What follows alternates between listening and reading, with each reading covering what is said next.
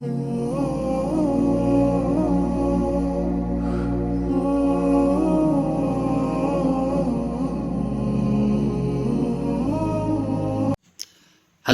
پاک اور صاف رزق کے بہت زیادہ اثرات ہوتی ہیں۔ امام احمد بن حنبل رحمۃ اللہ علیہ ایک دفعہ امام شافعی رحمۃ اللہ علیہ کے پاس مہمان ہو گیا، تو امام شافعی رحمۃ اللہ علیہ کی بیٹے نہیں تھے، بیٹیاں تھیں۔ امام شافعی رحمۃ اللہ علیہ نے اپنی بیٹیوں کو بتایا کہ ایک بڑے عالم آئے ہیں، ان کے لیے اچھا سا کھانا تیار کر دے۔ چنانچہ امام شافعی رحمۃ اللہ علیہ کی بیٹیوں نے کھانا بنا کر کمرے میں رکھ دیا، رات کو تہجد کے لیے مصلی بھی رکھ دیا اور وضو کے لیے لوٹے میں پانی بھر کے رکھ دیا۔ امام احمد بن حنبل رحمۃ اللہ علیہ جو کہ ایک بہت فقیہ، بہت بزرگ عالم اور بہت متقی انسان تھے، اس نے کھانا کھایا اور کچھ دیر بات چیت کرنے کے بعد لیٹ گئی۔ صبح سویرے نماز فجر کے لیے مسجد میں تشریف لے گئے۔ جب مسجد میں چلے گئی تو بچیاں کمرے میں صفائی کرنے کے لیے آئی، امام شافعی رحمۃ اللہ علیہ کی بیٹیاں، تو دیکھا کہ برتن میں جو 2-3 آدمیوں کا کھانا رکھا تھا وہ سارا ختم ہوا۔ سارا کھانا حضرت امام احمد بن حنبل رحمۃ اللہ علیہ نے کھایا تھا۔ مصلی جانماز جیسا ہی رکھا تھا ویسے ہی پڑا تھا، تہجد پڑھی نہیں تھی۔ پانی جیسے بھرا تھا، جو کا تو موجود تھا، لوٹا کروا پانی سے بھرا ہوا تھا۔ یہ دیکھ کر لڑکیاں بچے بہت بڑی حیران ہوئی اور ساتھ ہی ذہن میں کچھ بدگمانی سی پیدا ہو گئی کہ ان کی تعریفیں تو بہت سنی تھی، مگر معاملہ تو ایسا نہیں، تہجد بھی نہیں پڑھی اور صبح بھی بے وضو ہی چلے گئے۔ جب امام شافعی رحمۃ اللہ علیہ گھر آئی تو بیٹیوں نے ساری بات کہہ سنائی کہ امام احمد بن حنبل نے ایسا کام کیا۔ اس دور کی کیا بات تھی، وہ سچے اور کھرے لوگ تھے۔ امام شافعی نے امام احمد بن حنبل رحمۃ اللہ علیہ کو بچیوں کی بات سے آگاہ کر دیا۔ وہ فرمانے لگے، بات یہ ہے کہ جب میں نے کھانے کا پہلا لقمہ کھایا تو میرے دل اور دماغ پر عجیب قسم کی انوارات ظاہر ہونا شروع ہو گئی اور ہر لقمہ پر روحانی کیفیت بڑھتی جا رہی تھی۔ میں نے سوچا کہ یہ اس پاکیزہ رزق کا اثر ہے، معلوم نہیں زندگی میں ایسا حلال اور پاک رزق پھر مجھے نصیب ہوگا یا نہیں، اس لیے میں نے خوب پیٹ بھر کر کھانا کھایا۔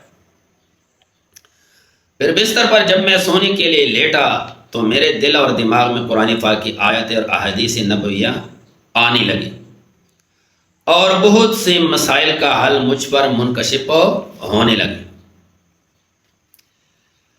اسی کیفیت میں نے رات گزاری۔ معمول کے مطابق جب تہجد کی جانب میرا دھیان ہوا تو میں نے دل میں سوچا کہ علم ایک باب جو ہے نا، یہ علم کے بارے میں ایک باب سیکھنا 1000 رکعت نوافل پڑھنے سے زیادہ فضیلت رکھتا ہے۔ تو لہٰذا میں نے اپنی ساری توجہ انہی مسائل علمیہ اور انستباط اور استخراج کی جانب ہی رکھی، تہجد نہیں پڑھی، یہاں تک کہ نماز فجر کا وقت ہو گیا اور میں مسجد میں چلا گیا۔ رات بھر آنکھ لگی نہ، وضو ٹوٹا نہیں، اور یہی وجہ تھی کہ وہ وضو کے لیے آپ کا رکھا ہوا پانی اور جائے نماز بھی وہی اسی حالت میں رکھا رہا اور استعمال کی نوبت ہی نہیں آئی، اور میرا گمان ہے کہ یہ آپ کی پاکیزہ رزق کے برکات اور اثرات تھا۔ تو میرے بھائیو، جب رزق پاک ہونا تو اس پاک اور حلال رزق سے اللہ تبارک و تعالی انسان کی روحانیت کو بڑھاتا ہے۔ آج کل جتنی بھی لوگ علم پہ عمل کرنے کے لیے تیار نہیں ہے، بڑے بڑے لوگ، بڑے بڑے علماء، بڑے بڑے سمجھدار لوگ، بڑے بڑے دائی لوگ، دعوت دینے والے لوگ خود بری کاموں میں مبتلا ہے،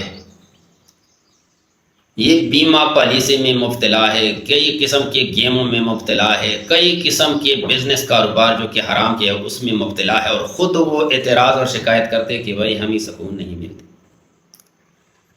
بڑے بڑے بزنس مین بھی ہے دین کے ساتھ، لیکن پھر کہ سکون نہیں۔ سکون جو ہے نا یہ رسول اللہ صلی اللہ علیہ وسلم کے بتائے ہوئے، فرمائے ہوئے احکامات کے مطابق عمل کرنے میں سکون ہے۔ حلال کماؤ، حلال کھاؤ، سکون مل جائے گا، راحت مل جائے گی، خوشی ملے گی، اور تقوی اور پرہیزگاری ملے گی۔ اکثر لوگ کہتے ہیں فلان حاجی صاحب جو ہے نا یہ حاجی صاحب بھی ہے اور اتنی زیادتی کرتے ہیں سودے میں، دکانداری میں، یا لین دین میں، یا پلان کاروبار میں، یا پڑوسیوں گاونڈیوں کے ساتھ جو ہے نا اس کا سلوک اچھا نہیں ہے۔ وجہ یہ ہے کہ حاجی صاحب تو ٹھیک ہے، حج کر چکا ہے، حاجی صاحب تو نمازی پریز ہے، لیکن اس کا جو رزق ہے نا وہ حلال نہیں ہے، وہ حرام ہے۔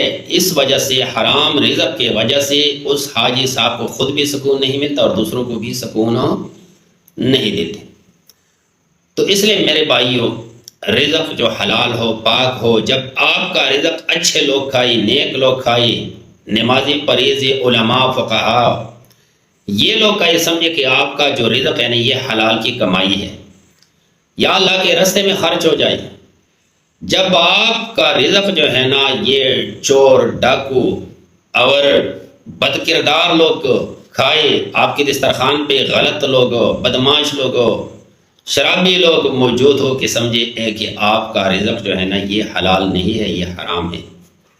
تو میرے بھائیوں، حلال کی کمائی کے لیے ضروری ہے کہ رزق حلال کمانے میں مالک بھی راضی ہو، جس کے ساتھ آپ محنت کرتے ہو، کاروبار کرتے ہو، اس کے ساتھ دھوکہ فراڈ نہ ہو، اور مالکوں کا مالک رب تعالیٰ بھی راضی ہو، اللہ تعالیٰ کی نافرمانی نہ ہو، نماز کی قضائی نہ ہو، اللہ کے ذکر کی طرف توجہ ہو اور ذکر سے غفلت نہ ہو، اپنی ڈیوٹی بھی کرتے رہو اور اپنے رب کو بھی راضی کرتے رہو، تو یہ رزق حلال کی ہے۔ جتنے بھی کاروبار ہے، ٹیچر سے لے کے وزیروں تک، جو ٹائم پہ ڈیوٹی نہیں دیتے، اپنی ڈیوٹی صحیح نہیں دیتے، ڈیوٹی میں بغیر کسی عذر کی چھٹی کرتے ہیں جو اس کو الاؤڈ نہیں ہے، تو بھائی یہ رزق میں حرام ہونے کی ثبوت ہے اور یہ رزق حرام کی ہے۔ تو میرے بھائیوں، رزق حلال کمانا یہ ہمارے دین اور دنیا کے لیے کامیابی ہے۔ سبحان ربک رب